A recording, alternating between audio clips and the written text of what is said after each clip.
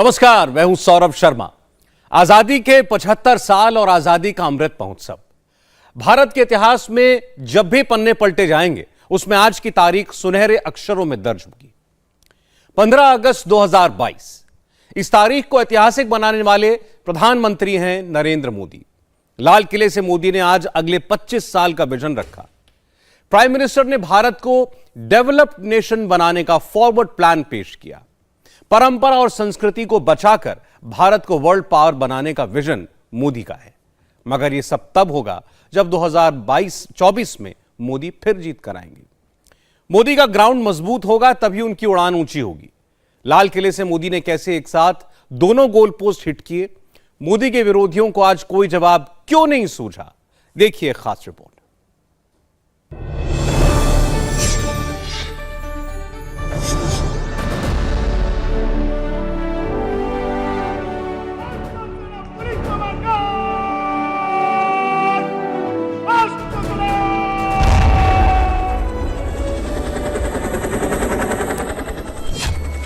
सत्रह बार भ्रष्टाचार, 17 बार परिवारवाद, 17 बार आजादी, 22 बार क्षमता, 26 बार संकल्प और 32 बार अमृतकाल। भाई भतीजावाद, परिवारवाद, जिन्होंने देश को लूटा है। प्रधानमंत्री नरेंद्र मोदी ने 83 मिनट में अगले 25 साल का एजेंडा सेट कर दिया। 25 साल के इस एजेंडे में ही 24 जीतने का फॉर्मूला फिट है। जय हिंद, जय हिंद, जय हिंद। भारत माता की, भारत माता की, भारत माता की। भाई भतीजावाद, परिवारवाद, भारत जैसे। प्रधानमंत्री ने 83 मिनट में देश के दो दुश्मनों की पहचान बता दी। देश के दो दुश्मन हैं भ्रष्टाचार और परिवारवाद। नरेंद्र मोदी ने आज 17 बार भ्रष्टाचार बोला तो 17 बार ही परिवारवाद भी बोला। और जब मैं भाई भतीजावाद, परिवार। मोदी 83 मिनट में 9 मिनट इन्हीं दो इश्यूज पर बोले। प्रधानमंत्री को लगता है कि अगले 25 साल के लिए और 2024 का चुनाव जीतने के लिए भी इन्हीं दो दुश्मनों को हराना सबसे जरूरी है। मैं सबकी चर्चा न करते हुए दो पर जरूर चर्चा करना चाहता हूं। एक है भ्रष्टाचार, दूसरा है भाई भतीजावाद, परिवारवाद। भारत जैसे लोकतंत्र में जहां लोग गरीबी से जूझ रहे हैं, जब ये तरफ से देखते हैं कि एक तरफ वो लोग हैं जिनके पास रहने के लिए जगह नहीं है, दूसरी पार वो तरह लोग हैं जिनको अपना चोरी किया हुआ माल रखने के लिए जगह नहीं है। ये स्थिति अच्छी नहीं है। और इसलिए हमें भ्रष्टाचार के खिलाफ पूरी ताकत से लड़ना है। आधुनिक व्यवस्थाओं का उपयोग करते हुए 2 लाख करोड़ रुपए जो गलत हाथों में जाते थे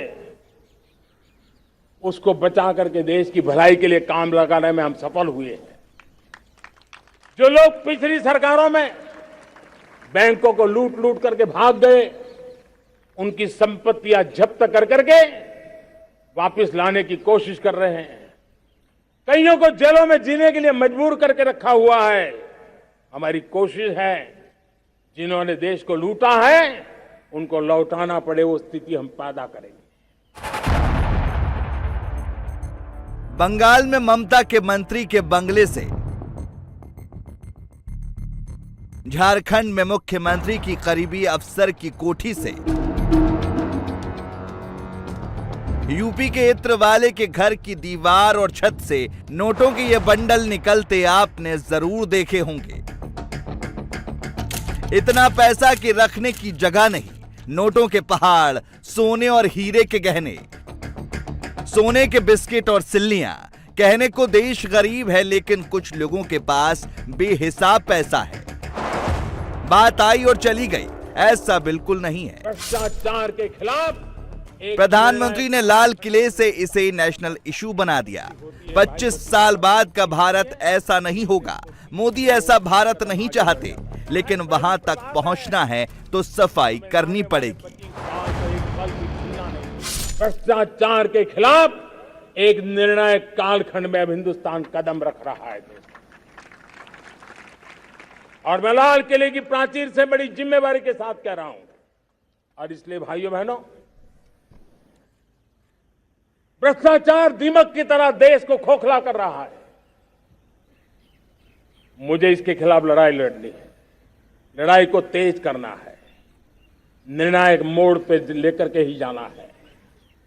तब मेरे 130 करोड़ देशवासी, आप मुझे आशीर्वाद दीजिए, आप मेरा साथ दीजिए।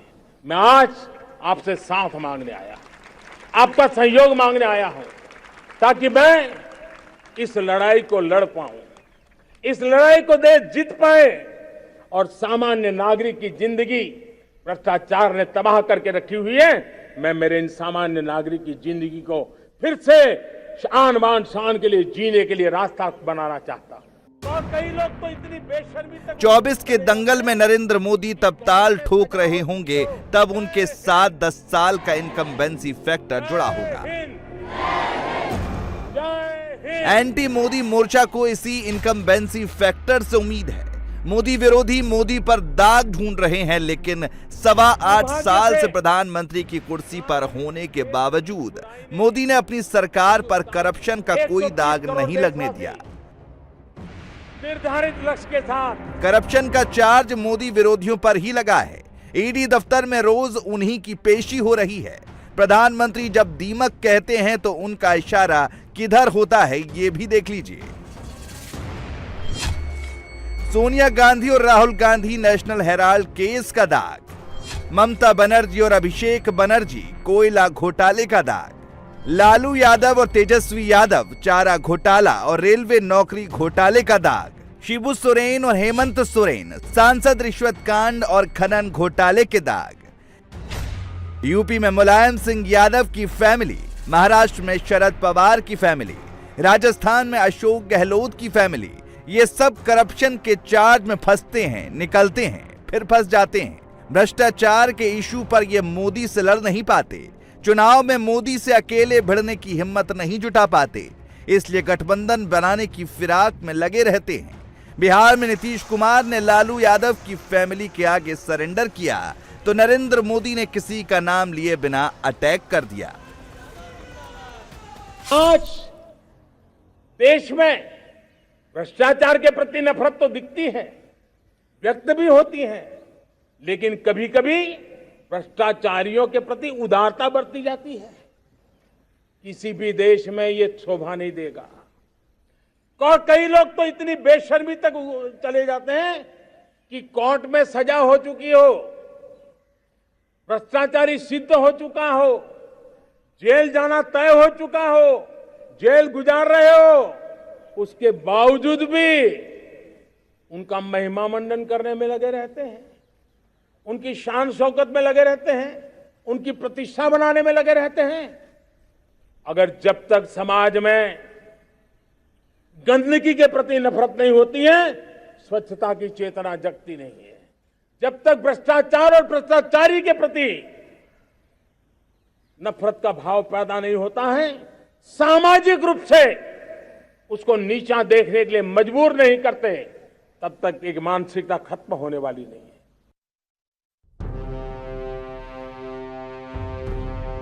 सोनिया गांधी जमानत पर हैं, राहुल गांधी जमानत पर हैं, रॉबर्ट वाड्रा जमीन घोटाले के मुकदमे दर्ज हैं, अभिषेक बनर्जी पूछताछ हो चुकी है, लालू यादव सजा हो चुकी है, तेजस्वी यादव केस दर्ज है, शिबू सोरेन सजा हो चुकी है, हेमंत सोरेन जांच के दायरे में है, अखिलेश यादव इनकम टैक्स का केस है, शरद पवार फाइल खुली है, अजीत पवार की भी फाइल ओपन है, अशोक गहलोत के भाई पर सीबीआई के छापे पड़ चुके हैं। मोदी के यही विरोधी उनके खिलाफ 24 की तैयारी कर रहे हैं। प्रधानमंत्री ने इन नेताओं की सियासी जड़ पर वार किया है। जो भ्रष्ट हैं, मोदी ने उनके सोशल बायकॉट की अपील की है। दिलचस्प है कि एंटी मोदी मोर्चा बनाने वाले नेता वही हैं जो परिवारवाद की छत्र छाया में पले बढ़े हैं और अब खुद परिवारवाद को बढ़ावा दे रहे हैं। ये सरकार में हो तो परिवार को फायदा कराते हैं, ये पार्टी चला रहे हो तो भी परिवार का ही फायदा कराते हैं। जब मैं भाई भतीजावाद परिवारवाद की बात करता हूं तो लोगों को लगता है मैं सिर्फ राजनीतिक क्षेत्र की बात करता हूं। जी नहीं, दुर्भाग्य से राजनीतिक क्षेत्र की उस बुराई ने हिंदुस्तान की हर संस्थाओं में परिवारवाद को पोषित कर दिया है। परिवारवाद हमारी अनेक संस्थाओं को अपने में लपेटे हुए है और उसके कारण मेरे देश की टैलेंट को नुकसान होता है, मेरे देश के सामर्थ्य को नुकसान होता है। जिनके पास अवसर की संभावनाएं हैं वो परिवारवाद भाई भतीजे के बाद बाहर रह जाता है। भ्रष्टाचार का भी कारण ये भी एक बन जाता है। 24 साल से कांग्रेस का अध्यक्ष पद सोनिया गांधी और राहुल गांधी के पास है। सोनिया ने इस्तीफा दिया तो राहुल कांग्रेस प्रेसिडेंट बने और 2019 में मोदी से हारने के बाद राहुल ने इस्तीफा दिया तो सोनिया फिर से इंटरिम प्रेसिडेंट बनी। मुलायम सिंह यादव ने समाजवादी पार्टी को अपने बेटे अखिलेश के हाथ में दिया। लालू ने आरजेडी की कमान तेजस्वी यादव को दी। ममता बनर्जी अपने भतीजे अभिषेक बनर्जी को आगे बढ़ा रही हैं। महाराष्ट्र में उद्धव ठाकरे और आदित्य ठाकरे बाल ठाकरे की विरासत नहीं संभाल पा रहे, फिर भी पार्टी पर अपना होल्ड बनाए रखने के लिए छटपटाते हैं। तमिलनाडु के CM Stalin ex CM Karunanidhi के बेटे हैं और तेलंगाना के सीएम केसीआर अपने बेटे केटीआर को प्रमोट कर रहे हैं। इन पार्टियों में परिवार से बाहर के नेता चाहे कितनी भी मेहनत कर लें, वो पार्टी या सरकार में टॉप पोजीशन पर नहीं पहुंच सकते। नरेंद्र मोदी ने आज यही बात पब्लिक को बहुत ही आसान भाषा में समझाई। इस परिवारवाद से भाई भतीजावाद से हमें हर संस्थाओं में एक नफरत पैदा करनी पड़ी होगी, जागरूकता पैदा करनी होगी, तब हम हमारी संस्थाओं को बचा पाएंगे। संस्थाओं के उज्जवल भविष्य के लिए बहुत आवश्यक है। उसी प्रकार से राजनीति में भी परिवारवाद ने देश के सामर्थ्य को सबसे सारा अन्याय किया है। परिवारवादी राजनीति परिवार की भलाई के लिए होती है, उसको देश की भलाई से कोई लेना देना नहीं होता है।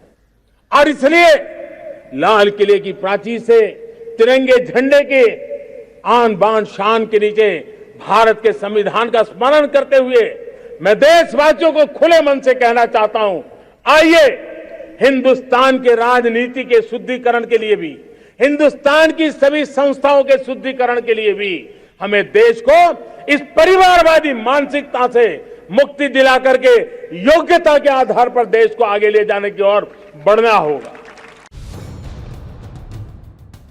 लाल किले पर मोदी का भाषण खत्म हुआ तो परिवारवादी नेता सवालों के घेरे में आए, लेकिन सब ने चुप्पी साध ली। जो बोला है और कहा है कि परिवारवाद देश को खराब कर रहा है, उस पे आपका क्या कहना है? देखिए भैया, मैं कमेंट नहीं करूंगा मगर सबको मोबाइल नीचे।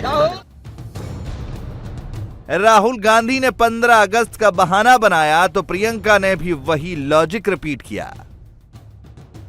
परिवारवाद और भ्रष्टाचार एक बड़ी चुनौती देश के लिए। देखिए, आज का दिन हर देशवासी के लिए एक खुशियों से भरा हुआ दिन होना चाहिए। हमें एकजुट होकर उसे मनाना चाहिए। आज के दिन राजनीति की बात करना मेरे ख्याल से सही नहीं होगा। पटना में तेजस्वी यादव परिवारवाद और करप्शन के सवाल पर डक कर गए।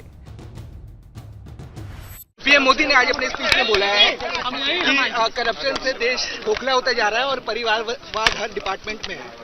तो अपने मंत्रियों पर जांच बैठाएंगे तो दूध का दूध पानी का पानी हो जाएगा।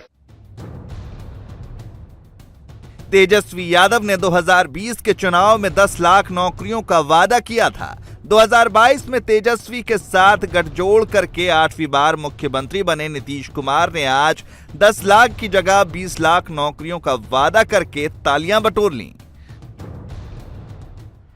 हम लोग बड़ी संख्या में देंगे। अरे नौकरी वाला भी जो बात है, हम लोग अब एक साथ हैं। हम लोगों का कंसेप्ट है कि भाई हम लोग कम से कम उसको तो 10 लाख तक कर दें, लेकिन हम तो यही कहेंगे कि हम करेंगे बच्चे बच्चियों के नौकरी के लिए भी, और उसके अलावे हर तरह से आप समझिए उसके रोजगार के लिए। नौकरी और रोजगार दोनों का इंतजाम इतना करवाएंगे, सरकारी और सरकार के बाहर भी हर तरह से इतना ज्यादा काम बढ़ना चाहिए कि ये हो जाएगा। तो हम लोगों का मन तो है कि भाई इसको तो हम लोग 20 लाख तक पहुंचाएं। इसके लिए पूरे तौर पर हम लोग हर जगह इन सब चीजों को काम करेंगे, ताकि ये सब काम में आप समझ लीजिए कितना ज्यादा होगा। नीतीश कुमार 20 लाख नौकरियां कैसे देंगे, इसका रोड मैप अभी नहीं बताया, लेकिन दिल्ली में नरेंद्र मोदी ने 2047 तक का रोड मैप क्लियर कर दिया है। 2047 जब आजादी के 100 साल होंगे, आजादी के दीवानों के सारे सपने पूरे करने का जिम्मा उठा करके चलना होगा। जब मैं पंच प्राण की बात करता हूं, तो पहला प्राण अब देश बड़े संकल्प लेकर के ही चलेगा। बहुत बड़े संकल्प लेकर के चलना होगा, और वो बड़ा संकल्प है विकसित भारत। अब उससे कुछ कम नहीं होना चाहिए, बड़ा संकल्प। दूसरा प्राण है किसी भी कोने में हमारे मन के भीतर, हमारे आदतों के भीतर गुलामी का एक भी अंश अगर भी अभी भी है, तो उसको किसी भी हालत में बचने नहीं देना। तीसरी प्राण शक्ति, हमें हमारी विरासत पर गर्व होना चाहिए। हमारी विरासत के प्रति, क्योंकि यही विरासत है जिसने कभी भारत को स्वर्णिम काल दिया था। चौथा प्राण, वो भी उतना ही महत्वपूर्ण है, और वो है एकता और एकजुटता। 130 करोड़ देशवासियों में एकता, न कोई अपना न कोई पराया। एकता की ताकत एक भारत श्रेष्ठ भारत के सपनों के लिए हमारा चौथा प्राण है। और पांचवा प्राण है नागरिकों का कर्तव्य। नागरिकों का कर्तव्य, जिसमें प्रधानमंत्री भी बाहर नहीं होता है, मुख्यमंत्री भी बाहर नहीं होता है, वो भी नागरिक है। विकसित भारत नरेंद्र मोदी का प्रण है। मोदी डेवलपिंग नेशन से भारत को डेवलप नेशन बनाना चाहते हैं। 140 करोड़ की आबादी वाला भारत अगले 25 साल में 160 करोड़ से ज्यादा आबादी वाला मुल्क होगा। क्या भारत को अमेरिका बनाना मुमकिन है? क्या भारत ब्रिटेन जैसा हो जाएगा? नहीं, ऐसा होने की गुंजाइश बहुत कम है। भारत आगे बढ़ेगा तो भी अपनी विरासत को बचाकर बढ़ेगा, लेकिन हिंदुस्तान बदल रहा है। हिंदुस्तान की ताकत बढ़ रही है और इसे पूरी दुनिया देख रही है। आज इसकी एक बानगी इंडियन नेवी ने दिखाई। 4 अलग अलग महासागरों में आज तिरंगा फहराया गया। अमेरिका के वेस्टर्न कोस्ट पर आईएनएस सतपुड़ा पर तिरंगा लहराया गया। ब्रिटेन के तट के पास आईएनएस तरंगिनी पर तिरंगा लहराया गया। आईएनएस सरयू सिंगापुर के समुद्र में मौजूद है। आईएनएस सुमेधा ऑस्ट्रेलिया में मौजूद है। अफ्रीका के मोम्बासा में भी इंडियन नेवी के वॉरशिप्स मौजूद हैं। नरेंद्र मोदी ने भारत को इंटरनेशनल पावर गेम का बड़ा खिलाड़ी बनाया है। आपको याद होगा कोरोना काल में मोदी ने आत्मनिर्भर होने का नारा दिया था तो विरोधियों ने कितना मजाक बनाया। आज लाल किले पर स्वदेशी ATAGS तोप ने तिरंगे को सलामी दी तो सबकी बोलती बंद हो गई। आजादी के 75 साल के बाद जिस आवाज को सुनने के लिए हमारे कान तरस रहे थे, 75 साल के बाद वो आवाज सुनाई दी है। 75 साल के बाद लाल किले पर से तिरंगे को सलामी देने का काम पहली बार मेड इन इंडिया तोप ने किया है। कौन हिंदुस्तानी होगा जिसको ये बात, एक आवाज उसे नई प्रेरणा, ताकत नहीं दी। और इसलिए मेरे प्यारे भाई बहनों, मैं आज मेरे देश के सेना के जवानों का हृदय से अभिनंदन करना चाहता हूं।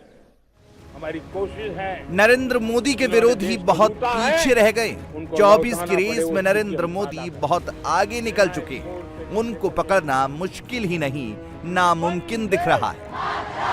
वंदे वंदे।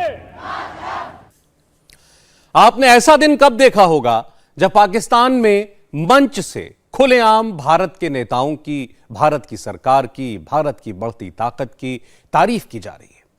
पाकिस्तान के नेता लाउडस्पीकर से बता रहे हैं दुनिया में भारत की कितनी सुनी जाती है, भारत का कितना जलवा है। ऐसा पहले नवाज शरीफ की पार्टी करती थी, बिलावल जरदारी भुट्टो की पार्टी करती थी और अब इमरान खान की पार्टी ने भी यह शुरू कर दिया।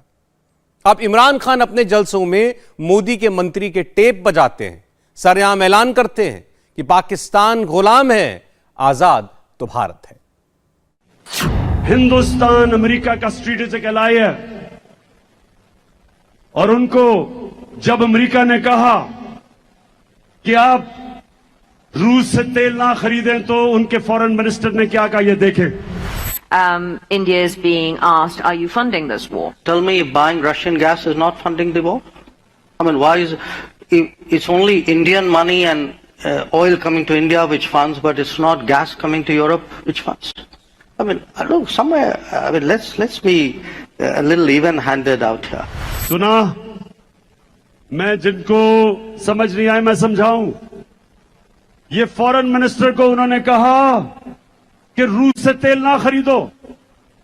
उसने आगे से कहा तुम कौन होते हो मैं कहने वाले, यूरोप खरीद रहे तेल उनसे, हमारे लोगों की जरूरत है, हम खरीदेंगे।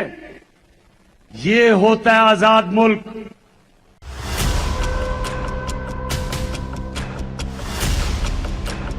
हजारों लाखों की भीड़ के सामने जब पाकिस्तान का पूर्व प्रधानमंत्री वीडियो चलाकर हिंदुस्तान की तारीफ करे, हिंदुस्तान के विदेश मंत्री की तारीफ में कसीदे पढ़े, तो मतलब साफ है, न खुद नेता को अपने मुल्क पर भरोसा है, न जनता को अपने नेता पर विश्वास है। सबको बस अब सरहद पार हिंदुस्तान से ही उम्मीद है। हमें इंडिया से कहना चाहिए कि जी आप हमें दे दीजिए डॉक्टर जयशंकर, और यहाँ से आप शाह महमूद कुरैशी, बिलावल भुट्टो और इमरान खान, यानी एक के साथ दो, मुफ्त मुफ्त मुफ्त। तो वो वाली पॉलिसी करके हम आपको 3 अपने जो मिनिस्टर्स देने को तैयार हैं। आप अपना एक हमें सिर्फ जो है डॉक्टर जयशंकर दे दीजिए। जो सिचुएशन बनी हुई है, अब इंसान इस तरफ सोचता है कि शायद इस तरह में नहीं आना चाहिए था यहाँ पे। मेरे ख्याल में कि अगर हम वहाँ पे होते तो इससे बेहतर सिचुएशन होती। वो देखें हमारे से बहुत ज़्यादा तरक्की कर गए हैं, हम इस बात को मानते भी हैं और हमें मानना भी चाहिए। अगर जो नहीं मानते उनकी अपनी मिस्टेक है। अब देखें एक मरतबा एक बंदा एक दफ़ा आ रहा है, दूसरी मरतबा एक बंदा 2 मरतबा आ रहा है, और सिलेक्ट कौन कर रही है? उसकी आवाम सेलेक्ट कर रही है। नरेंद्र मोदी ने अपनी गवर्नमेंट को, अपने लोगों को बहुत सारे फायदे दिए। अगर हम अपने नेबर कंट्री इंडिया की बात करते हैं तो इंडिया की एजुकेशन सिस्टम, इंडिया का जो एजुकेशन का जो एक उन्होंने निज़ाम कायम किया हुआ है, वो कैसा है आपकी नज़र में? वो इसलिए बेस्ट है, लेकिन यहाँ पर आपके ख्याल में क्या 6-7 के बच्चे को ट्विंकल ट्विंकल लिटिल स्टार से आगे पोएम नहीं आती?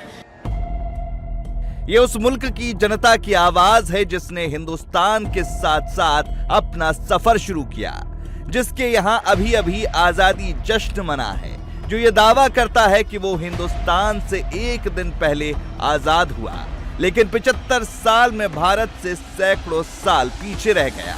ये दुनिया का सबसे बदनसीब मुल्क पाकिस्तान है, जिसने लाखों का खून बहाकर मजहब के नाम पर लकीरें खींची और अब हिंदुस्तान को देखकर पछताता है। इंडिया का जो मिनिस्टर है, फॉरेन मिनिस्टर जयशंकर, उसकी क्वालिफिकेशन देख लें और हमारे बिलावल की क्वालिफिकेशन आप देख लें। किसकी ज्यादा? जयशंकर की। उन्होंने कितने साल नौकरी की है, उन्होंने कितने साल इसमें स्ट्रगल किया, फिर वो जाके फॉरेन मिनिस्टर लगा है इंडिया का। और हमारा देख लें सिर्फ किस वजह से लगा है कि यह सिर्फ जरदारी का बेटा है। जब इमरान खान पाकिस्तानी पीएम की कुर्सी पर बैठे थे तो एंटी इंडिया एजेंडा चलाते थे, बात बात पर परमाणु युद्ध की धमकी देते थे, लेकिन जैसे ही कुर्सी गई जुबान से सच निकलना शुरू हो गया। उनके वज़ीर ख़ारजा हैं, उनका जब चलवाया क्लिप तो उन्होंने कहा कि ये होता है आज़ाद मुल्क। यहाँ इम्पोर्टेड हुकूमत आई तो उनकी हिम्मत नहीं हुई कि हमारे जाने के बाद तेल ख़रीदने की बात आगे चला दे। हिंदुस्तान के हवाले से उन्होंने जनाब खुददारी का तस्करा किया और उन्होंने कहा कि यहाँ पर देखें कि क्या हालात हैं पाकिस्तान में, कि हमारे पास वो लीडर्स हैं जो इनके पैरों में लेटे हुए हैं दुनिया में। हिंदुस्तान के उन्होंने कहा कि वज़ीर ख़ारजा किस तरीके से बात कर रहा है और किस तरीके से बात कर रही हैं जनूबी अफ्रीका की वज़ीर ख़ारजा, और हमारे लीडर्स जो हैं वो अमरीकी आकाओं के पैरों में लेटे हुए हैं। पाकिस्तान में पहले जो नेता, जो पार्टी जितना ज्यादा एंटी इंडिया बोलती थी, भारत को कोसती थी, उसकी जीत पक्की मानी जाती थी। लेकिन पिछले कुछ साल में हिंदुस्तान की तस्वीर और पाकिस्तान की तकदीर ऐसी बदली, अब हिंदुस्तान की तारीफ करके वोट मांगे जाने लगे हैं। ताड़ साहब, एक बड़ी अजीब बात है और वो ये है कि इमरान खान साहब जब से ऑपोजिशन में गए हैं, इन्होंने भारत की तारीफ करनी शुरू कर दी है, भारत की खारजा पॉलिसी की तारीफ करनी शुरू कर दी है। कल जो इमरान खान साहब ने जलसा किया परसों, उस जलसे में भी वो डॉक्टर जयशंकर की वीडियोस चलाते रहे। ताड़ साहब, इसकी क्या वजूहात हैं? इमरान खान साहब यकदम ऑपोजिशन में जाते ही इंडिया की खारजा पॉलिसी की तारीफें क्यों करना शुरू हो? चीमा साहब, इससे 3-4 किस्म के इशारे मिलते हैं। एक तो ये इशारा मिलता है कि ये हमारी एस्टेब्लिशमेंट और न्यूट्रल्स के जख्मों पे नमक छिड़कने वाली बात एक। हालांकि दूसरी साइड पे मिन्नते तरले भी उनसे किए जा रहे हैं, और एक तो इशारा ये निकलता है। दूसरा इसमें से इशारा ये निकलता है कि डॉक्टर जयशंकर साहब वाकई एक स्टेटमैन है। उन्होंने जिस तरीके से भारत की, इंडिया की फॉरेन पॉलिसी को सर्व किया, दैट इज रिमार्केबल। ये इसमें कोई ढकी छुपी बात नहीं। और दूसरा, खान साहब जो इसमें से जो निकल रहा है, तीसरी बात कि खान साहब जो है वो समझते हैं कि भारत इस रीजन में, और उनकी तारीफें करके शायद अमेरिका के नजदीक जाना चाहते हैं, क्योंकि इस वक्त अमेरिका की लॉबी भी हायर कर चुके हैं। वो समझते हैं कि Bharat is a better ally with the American lobby. तो इस वक्त मुसलसल कोशिश कर रहे हैं खान साहब अमेरिका की खुशनुदी हासिल करने के लिए, जिस तरह यहाँ पे लॉबी फर्म हायर कर चुके हैं।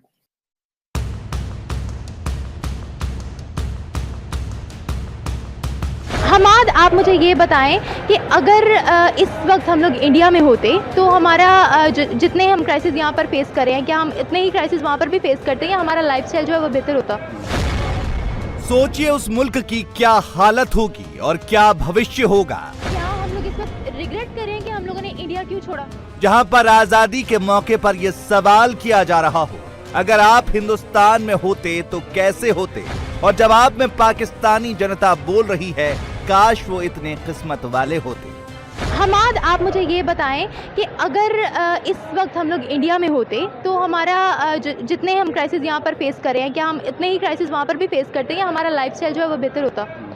अगर हम इंडिया की बात करें तो जो इंडिया की जो पॉपुलेशन है वो है तो काफ़ी ज़्यादा, लेकिन पॉपुलेशन से हटकर देखा जाए उधर अपॉर्चुनिटीज़ ज़्यादा हैं। अब फॉर एग्जांपल कि कोई भी प्रोफेशन है, इवन कोई मेडिकल ऑफिसर है या कोई फार्मासिस्ट है, इवन कोई आर्टिस्ट है, उनके लिए अपॉर्चुनिटीज़ ज़्यादा है एज़ कम्पेयर टू पाकिस्तान।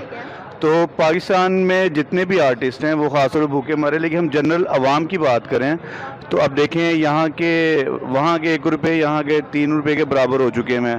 पहले हम आगे होता था, तो ऑब्वियसली मेरे ख्याल से अगर हम उधर होते तो उधर लाइफ स्टैंडर्ड हमारा ज़्यादा अच्छा होता। करप्शन वहाँ पर भी है, यहाँ पर भी है, लेकिन वहाँ चेक एंड बैलेंस है। हाँ, वहाँ पर चेक एंड बैलेंस है, बिल्कुल आप सही कह रही हैं। तो वो इसीलिए थोड़ा सा आगे हैं क्योंकि वहाँ पर थोड़ा नहीं, बहुत आगे हैं। एशियन टाइगर कहलाए जा रहे हैं, चाइना के मुकाबले पर खड़े हुए हैं। जी आप सही कह रही हैं। क्या हमारा लाइफस्टाइल अगर हम वहाँ पर होते, इंडिया में होते, ज़्यादा बेहतर होता? क्योंकि मेरी फैमिली माइग्रेटेड है वहाँ से ना, जालंधर से, तो मेरा तो मुझे पता है कि बेहतर होता। 1947 में जिन्ना ने मुसलमानों को पाकिस्तान का मजहबी ख्वाब दिखाया था। कट्टर मुस्लिम जिन्ना के साथ पाकिस्तान बसाने चल भी दिए थे। आज उनके वंशज अपने परदादाओं को कोस रहे हैं। क्यों जिन्ना की बातों में आ गए, क्यों पाकिस्तान बनाया? अगर हम अपने नेबर कंट्री इंडिया की बात करते हैं तो इंडिया की एजुकेशन सिस्टम, इंडिया का जो एजुकेशन का जो एक उन्होंने निज़ाम कायम किया हुआ है, वो कैसा है आपकी नज़र में? वो इसलिए बेस्ट है, थोड़ा सा हमारे मुकाबले में बेटर स्टैंडर्ड है। अब हम उनके एक नॉर्मल से भी एजुकेशन सिस्टम को देखें या स्कूल को देखें, वो इंग्लिश स्पीकिंग होता है। इंटरनेशनल लेवल पे उनका बच्चा बहुत अच्छे तरीके से कॉन्फिडेंटली बात कर रहा होता है। यहाँ पे हमारा बच्चा है ना, ये प्रेप में 1 में 2 में आप कभी उनसे बात करो, अगर वो अपना पूरा नाम बता देना तो पूरा ख़ानदान उस पर तालियां बजा रहा होता है। लेकिन यही चीज़ अगर हम इंडिया में देखें तो उनका बच्चा जो है वो सारे गामा-पा जीत के और इतनी तकरीरें जीत के वो जाता है जिसका कोई हिसाब नहीं, और वो 6, 7 ईयर 8 ईयर का बच्चा हमें पूरे का पूरा एंटरटेन कर देगा। लेकिन यहाँ पर आपके ख्याल में क्या 6, 7 के बच्चे को ट्विंकल ट्विंकल लिटिल स्टार से आगे पोएम नहीं आती? नीचे से जो सोच है ना, वो सबसे ज़्यादा मैटर करती है। अब उनकी देखें, आईटी हो गई, मेडिकल में उनका मेरिट है, हमारा जैसे हमारा रुकता है 91 पॉइंट समथिंग पे मेरिट रुका था एमबीबीएस का, बीडीएस का भी इतना ही ऑलमोस्ट, तो उनका 92 पे है और उनकी सीटें भी इतनी रेशो के लिहाज से। लेकिन उनके हम खुद जो बुक्स पढ़ रहे हैं ना, हमारी एनाटॉमी की बुक है BD चौरासिया, इंडियन ऑथर की है, चौरासिया एक इंडियन ऑथर है, उसकी बुक है, हम वहाँ की पढ़ रहे हैं। वो एक तो वो है कि वहाँ के क्वालिटी ऑफ एजुकेशन बहुत है। सुना आपने, पाकिस्तान में भी हिंदुस्तानी किताबों से पढ़ाई होती है, क्योंकि पाकिस्तान को भी पता है आतंकवाद बनाने वाला मुल्क डॉक्टर नहीं बना सकता। अब जरा सुनिए आजादी के 75वें साल पर पाकिस्तानी हिंदुस्तान को मोदी सरकार को क्या पैगाम दे रहे हैं। वो देखें, हमारे से बहुत ज़्यादा तरक्की कर गए हैं, हम इस बात को मानते भी हैं और हमें मानना भी चाहिए। अगर जो नहीं मानते उनकी अपनी मिस्टेक है। तो इस सिलसिले में कहूँगा कि कीप इट वर्क, और आगे बढ़ें और काम करें ताकि हम भी उनके पीछे गामजन रहें तरक्की की राह में। तो इसलिए मोटिवेट हो हम उनसे। जी फॉलो करना चाहिए, अच्छी चीज़ों में करना चाहिए, क्योंकि हमारा इंडिपेंडेंस लेने का मकसद तो यही था। इस्लाम का थोड़ा बहुत कॉन्फ्लिक्ट था, उनके अलावा बाकी चीज़ें, इकॉनमी और ऐसी जो है बिजनेस टाइप की चीज़ें, उनमें हमें उनको फॉलो करना चाहिए। वो इस पे बेहतर जा रहे हैं। पाकिस्तान में अभी शहबाज शरीफ प्रधानमंत्री हैं, उनसे पहले इमरान खान थे। दोनों अपने आप को पाकिस्तान का रखवाला बताते हैं, मगर पाकिस्तान में तो किसी और नाम की चर्चा हो रही है। पाकिस्तान के प्राइम मिनिस्टर और इंडिया के प्राइम मिनिस्टर में क्या फ़र्क है, हम ये देखेंगे। प्राइम मिनिस्टर बेसिकली आपको मैं ये बताता चलूँ, बल्कि आपको पता भी होगा कि वो बनता है जो मेजॉरिटी लोग सिलेक्ट करें। अब अगर देखें 2018 में पाकिस्तान के लोगों ने, मेजॉरिटी लोगों ने इमरान खान को सिलेक्ट किया। अब 2019 में या 2020 में चले जाएं तो इंडिया में कौन सिलेक्ट हुआ? दूसरी मरतबा नरेंद्र मोदी हुआ। अब देखें, एक मरतबा एक बंदा एक दफ़ा आ रहा है, दूसरी मरतबा एक बंदा 2 मरतबा आ रहा है, और सिलेक्ट कौन कर रही है? उसकी आवाम सिलेक्ट कर रही है ना। अगर नरेंद्र मोदी को उनकी आवाम चाह रही है, क्यों चाह रही है? आप मुझे खुद बताएंगे। एक बंदा किसी को अच्छा लगता है तो वो चाहता है ना। नरेंद्र मोदी ने अपनी गवर्नमेंट को, अपनी लोगों को बहुत सारे फ़ायदे दिए, कुछ ड्रॉबैक भी हैं, लेकिन वो उस पर कवर अप कर रहा है। पाकिस्तान को दुनिया में आए 75 साल हो चुके हैं, लेकिन पाकिस्तान आज तक लोकतंत्र को समझ नहीं सका है। वो मजहब के फेर से बाहर नहीं निकल सका। पाकिस्तान में पहला स्वतंत्र जनरल इलेक्शन 1970 में हुआ। आज तक पाकिस्तान का कोई भी प्रधानमंत्री लगातार 5 साल तक कुर्सी पर नहीं टिक सका। पाकिस्तान में 4 बार मिलिट्री रूल हुआ। 18 बार पाकिस्तानी प्रधानमंत्री को कुर्सी से हटाया गया। डेमोक्रेसी इंडेक्स में पाकिस्तान का नंबर 104 है। पाकिस्तानी आवाम एक बात अच्छे से समझ चुकी है, पाकिस्तान को बर्बाद करने के लिए किसी दुश्मन की जरूरत नहीं है, बल्कि पाकिस्तान को खुद पाकिस्तानी सोच ही तबाह कर रही है। बांग्लादेश के हादसे से भी आपने कुछ नहीं सीखा। 1947 में आप आजाद हुए, एक तो आपकी मुझे एतराज था इस चीज पे कि आपकी डिवीजन हुई, आपकी पार्टीशन हुई, वो भी गलत हुई। कभी आपने देखा कि मुल्क का किसी मुल्क का भी एक हिस्सा हजारों मील दूर आप एनिमी टेरिटरी के ऊपर से गुजर के जाएं दूसरी साइड पे, और फिर आप बनने के फौरन 10 साल बाद ही उन लोगों को अपने ऊपर बर्डन समझना शुरू कर दें। आपने 1960s में बातें करनी शुरू कर दी थी कि इन बंगालियों से जान छुड़ाई जाए, और फिर उसके बाद आपने उस हादसे से भी कुछ नहीं सीखा। आप एक ऐसी चीज आज बच्चों को दे रहे हैं। आज अफगानिस्तान भी इतना रिलीजियस माइंडेड नहीं है जिस तरह आप प्रीचिंग कर रहे हैं। खान साहब हर तकरीर जो करते हैं उसके 10 मिनट शुरू में भाषण देते हैं इस्लाम का, और जिसका खुद उन्हें कुछ नहीं पता। बिल्कुल